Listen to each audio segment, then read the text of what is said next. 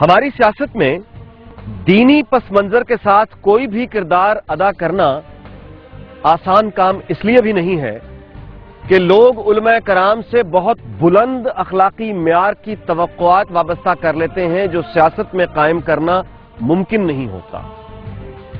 ہمارے بہت سے ذہین اور باشعور علماء کرام انہی توقعات کو پورا کرنے کی کوشش میں بہت سے سیاسی نقصانات اٹھاتے رہے، جن میں خود مولانا فضل الرحمان کے والد گرامی جناب مفتی محمود بھی شامل ہے۔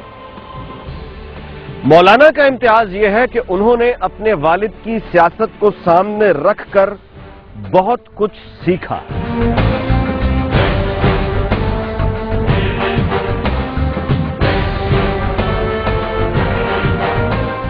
اور آج ان کی سیاسی مہارت پر پاکستان کے بڑے سے بڑے سیاستدان بھی رشک کرتے ہیں۔ مولانا کی زندگی میں سخت ترین لمحات کون سے آئے؟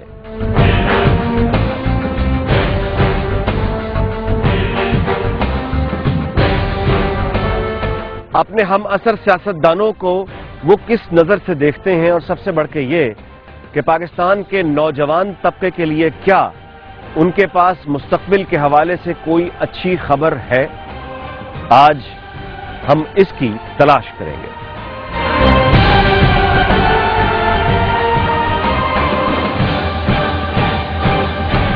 مولانا فضل الرحمان سابق چیف منسٹر خیبر پختونخوا مولانا مفتی محمود صاحب کے سب سے بڑے صاحبزادے ہیں اور ڈیرہ اسماعیل خان کے نہایت ہی معتبر دینی اور سیاسی گھرانے سے تعلق رکھتے ہیں۔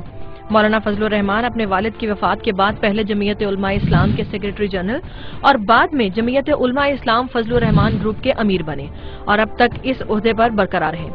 1988، 1993 اور 2002 میں ڈیرہ اسماعیل خان سے اور 2008 میں بنوں سے چوتھی مرتبہ رکن قومی اسمبلی منتخب ہوئے۔ 1990 اور 1997 کے انتخابات میں شکست کی وجہ سے قومی اسمبلی کے رکن منتخب نہ ہو سکے۔ 1993 میں محترمہ بینظیر بھٹو کی حکومت میں اسٹینڈنگ کمیٹی برائے امور خارجہ کے چیئرمین رہے۔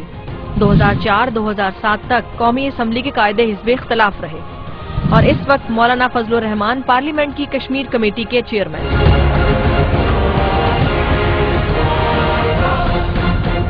مولانا فضل الرحمان کی شخصیت پر سب سے گہرے اثرات ان کے والد جناب مفتی محمود نے چھوڑے۔ ان کی وفات کے بعد سیاست میں آنے کا حتمی فیصلہ مولانا نے کب کیا؟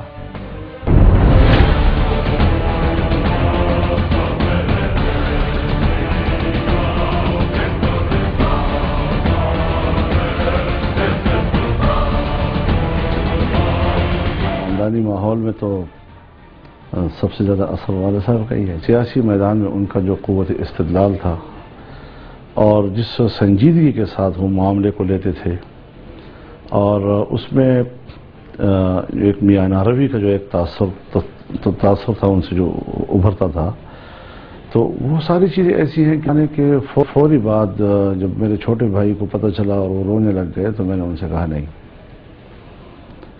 میرے والد نے سارے جہان کے غم جھیلے، آج ہم ان کا یہ غم ہم بھی برداشت کریں گے۔ وہ اثرات جو آپ کے اختیار میں نہیں ہیں وہ تو بڑے کربناک تھے، اور ایک دم سے اتنا بڑا سایہ، گھنا سایہ سر سے اٹھ جائے تو احساس تو ہوتا ہے جی فوری طور پر۔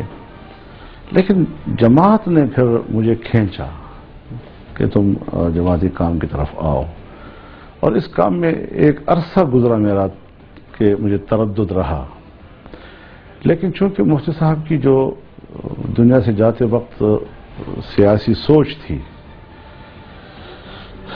اور مارشل لا کے خلاف جو انہوں نے بالکل ایک آخری فیصلہ دے دیا تھا، اور جس سے کہ جماعت کو بھی آگاہ کیا اور پارٹی کے شورا نے بھی ان کو سپورٹ دیا، اس میں اختیارات دے دیے، ایک ملکی سطح پر بڑا ایک ایسا اتحاد کہ جس میں پیپلز پارٹی بھی شامل ہو اور جمہوریت کے لیے ہم جدوجہد کریں، اور وہ یہ سمجھتے تھے کہ پیپلز پارٹی یا بھٹو صاحب سے جو ہمارا معاہدہ تھا وہ ہمارے درمیان طے تھا، تو ہم معاہدے پہ عمل کے پابند ہیں۔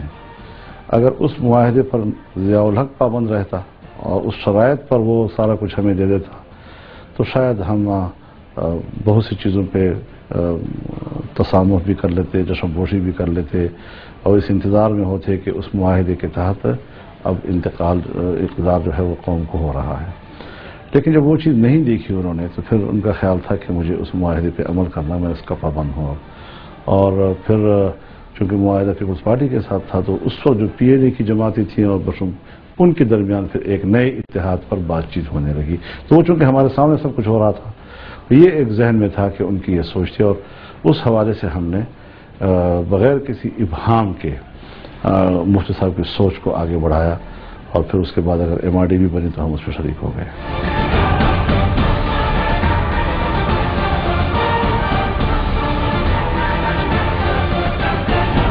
कभी आपने मोहब्बत की है? मोहब्बत हो, नफ़रत हो, गज़ब हो, ये सारी चीज़ें जो हैं इंसानी ज़िंदगी और सिर्फ इंसानी नहीं बल्कि हैवानी जिबिल्लत है बहैसियत एक जानदार के। और फिर इंसान जो है उसको मैनेज कर सकता है जी। हैवान जो है उसको कंट्रोल नहीं है अपने गज़ब पर भी, अपनी मोहब्बत पर भी, अपने शहवत पर भी, अपने तमाम ख्वाहिशात पर। लेकिन इंसान जो है उसमें एक क़ुव्वत पैदा कर दी गई है कि वो एतदाल में रहे और एतदाल की हुदूद से आगे ना जाए जी। एक इंसान से भी आप मुतासर हो सकते हैं, नफ्सियाती तौर पर आप किसी की खुश अखलाक़ी से, किसी के हुस्न से मुतासर हो सकते हैं और लेकिन वो चीज़ें इंसान की ज़िंदगी का लाज़िमा है। उसमें हमें ऐसे हुदूद में जाना कि जिसमें या तो शरीयत उसका इनकार करे या हमारी सोसाइटी उसका इनकार करे, उस हुदूद में जाना ये फिर इंसान पर है कि वो कितना ज़ब्त में रह सकता है और उनको अपने कंट्रोल में रख सकता है। तो खुदा का फजल है कि इस हवाले से जब हम किसी बाहर की इंसानी क़ुव्वत के जबर को नहीं तस्लीम करते तो अपने अंदर की इंसान के इस जबर को भी हम तस्लीम नहीं करते।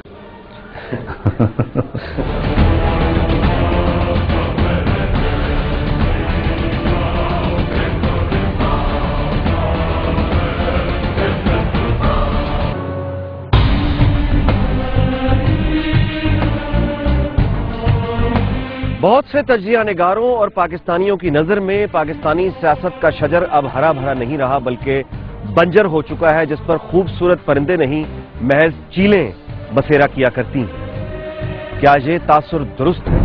बुनियादी बात यह है जी कि हम अभी तक एक कौम नहीं बन सके। बरसगीर की पूरी तारीख में हमने एक कौम के नाम पर, मुसलमान कौम के नाम पर मुल्क हासिल किया, लेकिन इस वक्त बरसगीर में हम ही हैं जो एक कौम नहीं है। अगर एक कौम है तो वो हिंदू है। तो फिर पाकिस्तान के अंदर चलो बचा कुचा पाकिस्तान जो हमारे हाथ में आया है, उसमें भी फिर हम अभी तक कौम नहीं बन सके। चुनांचे कौमियतों ने कौम की जगह ले ली, इलाकाइयतों ने कौम की जगह ले ली, लिसानियतों ने कौम की जगह ले ली, फिरकावारियत ने कौम की जगह ले ली। ये चीज़ें जो कौम की तकसीम के अवामिल थे वो परवान चढ़े और जो कौमी वहदत का तसव्वुर था उस तरफ हम नहीं जा सके। चुनांचे एक फलाही रियासत का जो हमारा एक तसव्वुर था वो परवान नहीं चढ़ सका और एक सिक्योरिटी स्टेट के हवाले से हम ज़्यादा मुतारफ होते रहे।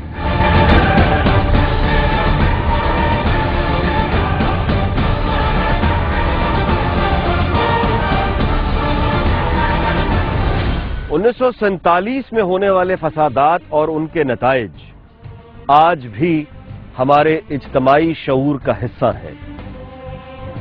मौलाना भारत के साथ ताल्लुकात कायम करने के बारे में क्या मशवरा देते हैं? मैं और आप तो दूसरी नस्ल हैं। जब तकसीम हो रही थी उस वक्त तो शायद हमारे बुजुर्गों को वो हालात सामने हों, उसका मुशाहिदा कर रहे हों। हमें तो बना बनाया पाकिस्तान मिला है। एक तो 65 साल के बाद हमें सन 47 से बाहर आ जाना चाहिए, ठीक। और एक तो 65 साल के बाद ये कांग्रेस को अपने दिमाग से उतार देना चाहिए। अब हम पाकिस्तान हैं, पाकिस्तानी हैं और पाकिस्तानी हवाले से हमने इस बात को सोचना है कि हमने इस मुल्क को किस तरह आगे बढ़ाना है। हिंदू का अगर मजहब है तो वहाँ ऊंच नीच का तस्वुर भी है उसके मजहब में, और फिर वो जब मजहब के अंदर रहते हुए उसको फिर मैनेज करने भी जानते होंगे ना कि हमारे अंदर जब ये चीज़ है तो उसको मैनेज कैसे किया जाए। लेकिन फिर भी हिंदुस्तान के अंदर बहरहाल वक्त के साथ साथ اچھوت قوم میں بھی ایک احساس پیدا ہو گیا ہے کہ ہم قوم ہیں اور ہم قوم کا حصہ ہیں. تو یہ چیزیں جو ہیں ہمیں پاکستان میں بھی اس کو مد نظر رکھتے ہوئے اگر ہم اقدامات کریں تو حاصل کر سکتے ہیں.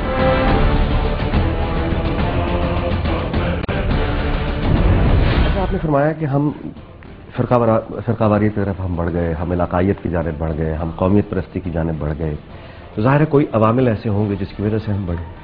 وہ عوامل آج آپ کو دکھائی دیتے ہیں کہ ویسے ہی موجود ہیں یا بڑھ گئے؟ وہ عوامل کون سے ہیں؟ آپ دیکھ رہے ہیں جی، کسی زمانے میں آپ کے ہاں یہ صوبائیت نہیں تھی جو آج ہے، کسی زمانے میں آپ کے ہاں یہ علاقائیت نہیں تھی جو آج ہے، کسی زمانے میں آپ کے ہاں یہ جو قومیت ہے، برادریاں ہیں، یہ نہیں تھی جو آج ہیں. کسی زمانے میں یہ جو تفریق ہے شیعہ سنی کے حوالے سے جو یہ اتنی اس عروج پہ نہیں تھی جو آج ہے. لیکن پھر بھی کچھ قوتیں ملک میں موجود ہیں جو ان کی حوصلہ شکنی کرنا چاہتے ہیں. اب حالات ان قوتوں کی حوصلہ شکنی کرتے ہیں. یہ حالات، یہ ایک تقابل چل رہا ہے اور وقت کے ساتھ ساتھ ایک کوشش کی حد تک ہم مکلف ہیں کہ ہم یکجہتی ایک قوم کے تصور کے ساتھ، کیونکہ ملک ہم نے ایک قوم کے نام پہ حاصل کیا ہے، تو پھر ہماری اسٹریٹجی بھی وہی ہونی چاہیے کہ جس میں ہم ایک قوم بن سکیں. اور اگر اس کے متضاد کوئی پالیسی آئے گی تو پھر یہ اس پر بحث ہوگی کہ ہم نے جو حاصل کیا تھا کیا اس میں کہیں کوئی کمی کمزوری تو نہیں رہ گئی.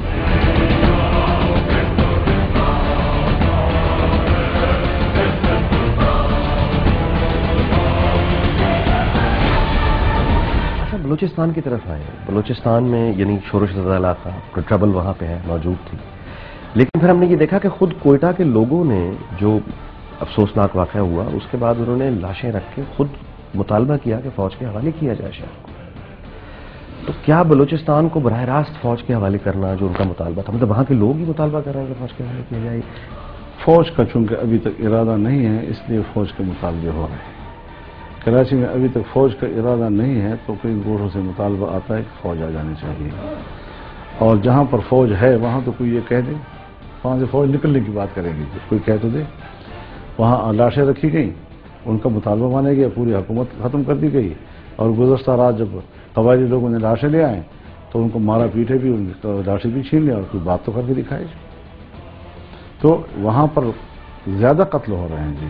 وہاں پر سینئر منسٹر ہمارا چلا گیا ہے، پارلیمنٹ کے ممبران چلے گئے ہیں پختونخوا میں، اور کراچی میں روزمرہ کا ریشو جو ہے وہ 15 اور 20 کے درمیان ہے قتل کا جی.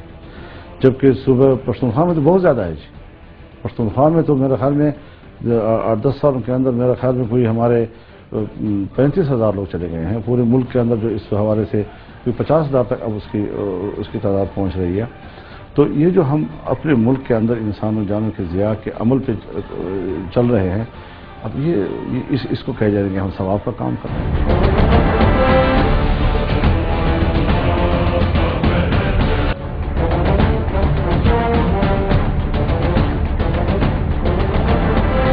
اچھا، ریکوڈیک کے بارے میں بتائیے گا، آپ کی کیا معلومات ہیں بلوچستان میں؟ ریکوڈیک کا جو معاملہ ہے یہ ایکچولی کیا ہے، خراب کہاں ہوا ہے؟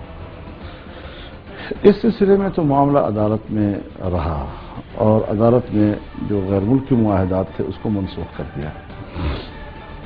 اس کا معنی یہ ہے کہ غیر ملکی معاہدات کے تحت اب اس کی مائننگ نہیں ہونی چاہیے، بلکہ اب کے بعد جو ہے وہ پاکستان جو ہے خود اس کے لیے کوئی وسائل مہیا کرے اور اس کے تحت جائے. جی میں نے جو ذاتی اسٹڈی ہے اس حوالے سے وہ بھی یہی ہے کہ یہ جو ذخائر ہیں ریکوڈیک کے، یہ بھی خود پاکستان کے لوگوں نے اس کی دریافت کی تھی، اور غالباً 1978 میں یہ دریافت ہوئے تھے. بعد میں باہر کی کمپنیوں کو لیز پہ دی گئی یہ زمین. جی اب بدقسمتی کا عالم یہ ہے کہ جو باہر کی کمپنیوں کو یہ لیز دی گئی، انہوں نے 17 سال کے بعد ایک رپورٹ بنائی، اور 17 سال کے رپورٹ میں انہوں نے یہ کہا کہ صرف 3 کلومیٹر ایریا میں گولڈ اور کاپر اور یہ چیزیں ہیں. تو یہ ایک بڑا جھوٹ تھا، کیونکہ جو ہمارے ماہرین کی رائے ہے اس کے مطابق 3 کلومیٹر نہیں بلکہ 415 کلومیٹر کا ایریا ہے جو اس ذخائر سے بھرا پڑا ہے. جی تو یہ ایک بڑی غلط قسم کی ایک رپورٹ تھی تاکہ وہ پورے اس ریکارڈ پہ بھی قبضہ کر لیتے اور صرف وہاں اسی 3 کلومیٹر میں پاکستان کو حصہ دیتے اور باقی بھی نہ دیتے جی. اور پھر یہ کہ ظاہر ہے جی کہ جب آپ اس کی مائننگ کریں گے تو پھر اس کے بعد اس کی جو صفائی ستھرائی ہوگی اور ریفائننگ ہوگی اور پھر مارکیٹنگ ہوگی تو وہ بین الاقوامی ریٹ پر پاکستان کو بیچیں گے، یعنی کوئی رعایت بھی پاکستان کو اس حوالے سے نہیں دی جائے گی. تو یہ دن دہاڑے کا ایک ڈاکہ تھا جو پاکستان پہ ڈالنے کی کوشش کی گئی تھی، اور میرا خیال یہ ہے کہ اب ہمیں کم از کم ملک کے اندر منظم ہونا چاہیے. جب بین الاقوامی سطح پر یہ کمپنیاں جاتی ہیں اور وہ ہمارے خلاف جو ہے وہ مقدمات دائر کرتی ہیں اور کہتے ہیں ثالثی کی طرف جائیں، یہ بین الاقوامی مالیاتی ادارے ان کی پشت پناہی کر رہے ہیں تاکہ پاکستان اپنے ریسورس تک رسائی حاصل نہ کر سکے اور یہ وقت کے ساتھ ڈیلے ہوتی رہے اور پاکستان کی اکانومی جو ہے وہ ٹھیک نہ ہو سکے. یہی صورتحال پاکستان میں سیاسی ماحول کو غیر مستحکم بنانے کے لیے بھی ہو رہی ہے کہ ملک کے اندر ایسی صورتحال پیدا رہے کہ جس میں سیاستدان اس قابل نہ ہو سکے کہ وہ ملک کے ریسورسز کو اور وسائل کو منظم کر سکے، جس پہ ہمیں سمجھنا چاہیے کہ ہمیں داخلی طور پر ہماری باہمی داخلی استحکام کی ہمیں ضرورت ہے.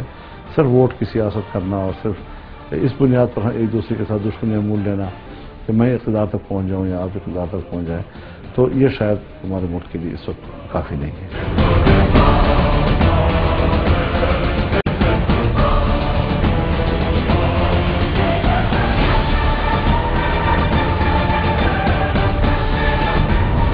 یہ فرمائیے گا کہ ہمارے ہاں یعنی دہشت گردی کا اور فرقہ وارانہ قتل جو ہو رہے ہیں، اس کا حل کیا ہے؟ کوئی اس کا حل ممکن ہے؟ اس کا حل یہ ہے کہ اس کے اصل عوامل کو تلاش کیا جائے. فرقہ واریت کیوں اٹھتی ہے تو اس کے جو اٹھنے کے اسباب ہیں ان کو روکا جائے. اس نظر میں کون سے اسباب؟ لسانیت کیوں اٹھتی ہے اس کے اسباب کو روکا جائے. علاقائیت کیوں پیدا ہوتی ہے؟ ظاہر ہے اس میں محرومی کے سوالات پیدا آتے ہیں. جی کوئی بھی کسی بھی حوالے سے اگر آپ کسی کو محروم کریں گے، چاہے معاشی حوالے سے ہو، چاہے حقوق کے حوالے سے ہو، چاہے اعتقادات کے حوالے سے ہو، یا ایک دوسرے کے ایریا میں آپ مداخلت کرنے کی کوشش کریں گے تو اس سے اضطراب اور پیچیدگیاں آتی ہیں. تو ہر سطح پر ہم ایک دوسرے کو مطمئن کریں. مثال کے طور پر سن 1973 کا کانسٹیٹیوشن ہے. ذوالفقار علی بھٹو صاحب ایک سوشلسٹ تصور کے ساتھ آئے. پھر اس ملک کے اندر لیفٹسٹ اور رائٹسٹ اور سینٹرلسٹ موجود تھے جی. اس ملک میں نیشنلسٹ موجود تھے جی، سوشلسٹ موجود تھے جی.